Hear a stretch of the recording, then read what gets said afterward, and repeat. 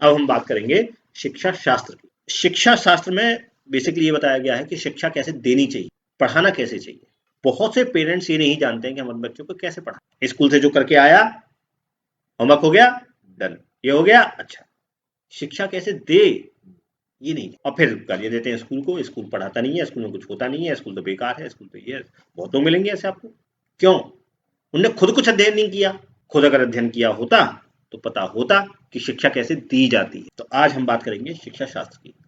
लेकिन शिक्षा शास्त्र की बात करने से पहले हम समझें शास्त्र क्या होता है। शास्त्र क्या चीज है? हम कहते हैं कि भाई आपने पुरातन शास्त्र पढ़े हैं, सनातन शास्त्र पढ़े हैं, तो शास्त्र है क्या? शास्त्र वो है जो शिक्षा के अनुशासन के द्वारा हमारी रक्षा करता है। शिक्षा क्या देती है हमको? अनुशासन ही तो देती है। ये सही है, ये गलत है, ये अच्छा है, ये कौन बता रहा है? ये तो शिक्षा है, ये तो मेरे एक्सपीरियंसेस है। मैं देखा ये सही है, ये गलत है, इसका साथ देना चाहिए, इसका साथ नहीं देना, झूठ नहीं बोलना चाहिए, सच बोलना चाहिए। ये क्या है? शिक्षा ही तो है। तो वो जो अनुशासन है वो जीवन में मेरी रक्षा करता है। अगर मैं उसके हिसाब से चलूंगा तो लाइफ में जो विपत्तियां आएंगी उनको मैं ज्यादा अच्छे से हैंडल कर सकता हूं। तो शास्त्र जो होते हैं वो मेरी उंगली पकड़ के चलकर मेरा मार्ग दर्शन करते हैं, मेरा मार्ग प्रशस्त करते हैं। जो भी ऐसी चीज है वो शास्त्र है। जो हमारे यहां सबसे ओल्ड स्क्रिप्चर है दैट इज वेद। वेद है कितने?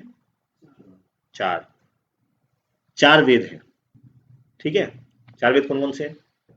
चार वेद है, ऋग्वेद, यजुर्वेद, सामवेद और अथर्ववेद।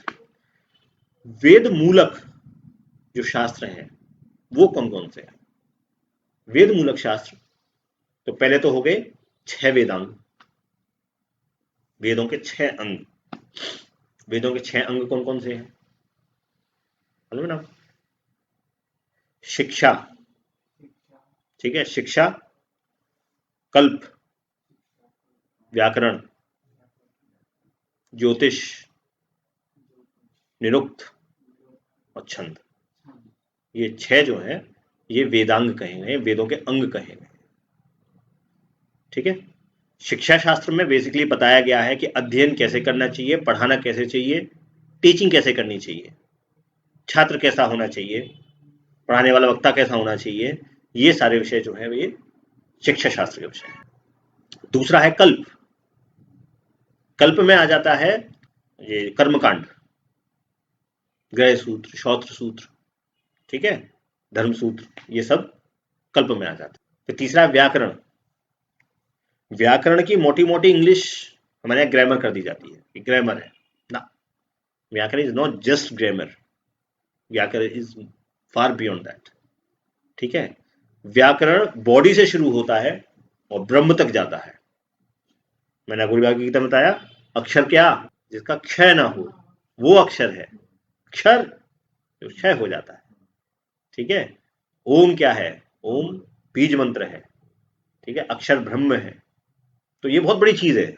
व्याकरण उतना छोटा नहीं जितना आजकल अंग्रेजी वाले बता देते हैं कि व्याकरण मतलब ग्रामर। ग्रामर इज नॉट व्याकरण, ठीक है। तो तीसरा है वेदांग व्याकरण। फिर चौथा है ज्योतिष। ज्योतिष यानी जितने भी हमारे नक्षत्र आदि हैं इनका अध्ययन, ज्योतिर्पिंडों का अध्ययन, ठीक है, ये ज्योतिष हो गया। पांचवा है निरुक्त। निरुक्त का मतलब है, तो निरुक्त का मतलब है जो वेद लिखे गए हैं, वेदों में जो भाषा प्रयुक्त की गई है, जो शब्द प्रयुक्त गए हैं, उनका किसका क्या अर्थ कहां लगेगा, ये निरुक्त बताता है। ये नहीं कि कोई संस्कृत का आदमी पढ़ करके बता देगा कि इसका ये अर्थ है ना, ऐसे नहीं होगा।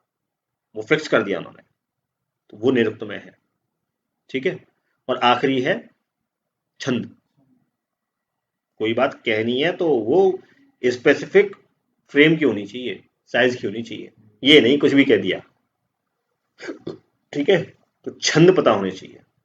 और छंद इज नॉट अबाउट पोएट्री, छंद इज अबाउट मैथमेटिक्स ऑल्सो। जो डिजिटल साइंस है आपकी जितनी है 01, वो सारी छंद शास्त्र से निकल के आई है, ठीक है। जितना आपका बाइनरी सिस्टम और ये ऑक्टागन सिस्टम निकला है ना, ये सारा छंद शास्त्र निकल गया है। पूरी बाकी गीता पार्ट 2 में बताया, ठीक है। तो ये तो 6 हो गए क्या? वेदांग। फिर आ गए 18 पुराण, ठीक है। फिर 4 उपवेद भी हैं। कौन कौन से 4 उपवेद?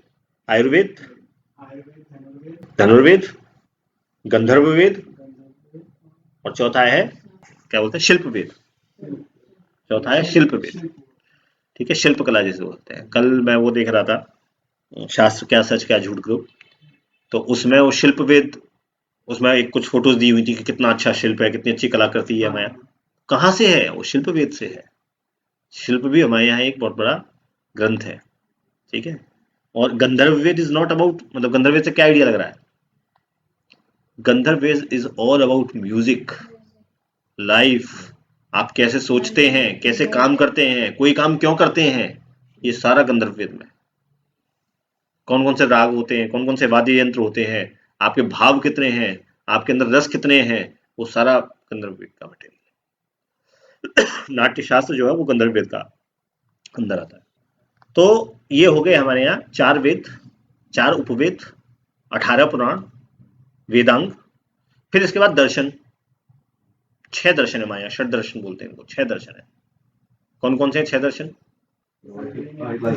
योग, योग दर्शन है। ठीक है, सांख्य, न्याय, न्याय जो तर्कशास्त्र पढ़ रहे हैं आप, वो दर्शन है। ठीक है, तर्कशास्त्र, डिबेट कैसे की जाए, लॉजिक क्या होते हैं। हमारे यहाँ लोग बड़ी आजकल फेसबुक पे देखते हो ना, डिबेट करते हैं, क्या प्रमाण है, क्या प्रमाण है, क्या प्रमाण है। तो बताता हूँ प्रमाण कैसे कहते हैं, पता किसी को कुछ है नहीं, लेकिन तर्कशास्त्र इसका सब करते हैं। ठीक है, तो तर्कशास्त्र क्या करता है? मैंने योग शास्त्र, सांख्य, ठीक है, न्याय, वैशेषिक, वैशेषिक के बाद मीमांसा, और मीमांसा के बाद वेदांत। ये 6 दर्शन है हमारे यहाँ। ठीक है, ये सब क्या है? ये सब शास्त्र है। ठीक है, ये सब हमारे शास्त्र हैं, ग्रंथ भी है कुछ, और कुछ शास्त्र है। रामायण और महाभारत, ये हमारे क्या है? रामायण महाभारत क्या है? महाकाव्य, पोएट्री है, पोएट्री है पूरी। ठीक है, रामायण और महाभारत ये महाकाव्य है।